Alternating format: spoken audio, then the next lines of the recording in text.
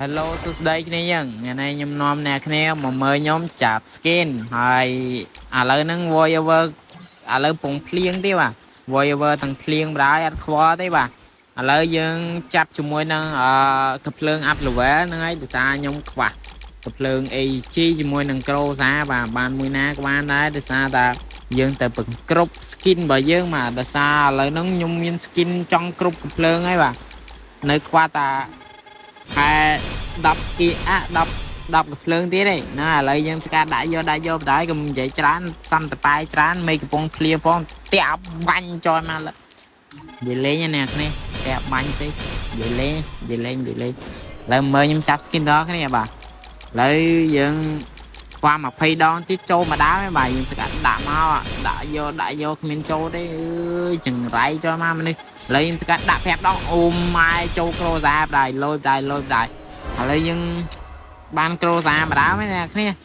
ឡូវបានតែប៉ុណ្្នឹងបានហើយយើងទៅការចាប់ជាមួយនឹងអីផ្សេងម្ដងអ្នកគ្នាទៅចាប់ជាមួយនឹងយើងចាប់ជាមួយនឹងអាវទន្សាយម្ដងហ្នឹងហើយយើងចង់បានអាវពណ៌ក្រហមនេះប៉ុន្តែថ្លៃពេកហ្នឹងហើយយើងចាប់លេងទៅភាសាអាហ្នឹងចំណេញដែរទោះជាយើងចាប់អត់បានក៏យើងបានគួចទុកដូរយក skin អីផ្សេងដូចជា skin lucky កំភ្លើង lucky អីក៏អាវអីផ្សេងដែរអ្នកគ្នាបាទត្រឹម200អីទៅយើងចេះចាប់ដូរយកអញ្ចឹងណាអ្នកគ្នាភាសាអាហ្នឹងថ្លៃខ្លាំងមែនតើហើយក៏អាវឡើងដូចអាចលក់ឡើងថ្លៃបាទឥឡូវ voiceover ទាំងភ្លៀងម្ដាយយើងកុំខ្វល់ច្រើនបាទយើងចុចវាមកអ្នកគ្នាធ្វើតាមខ្ញុំទាំងបានហើយចុចយកមកអាចសុតបាទឥឡូវយើង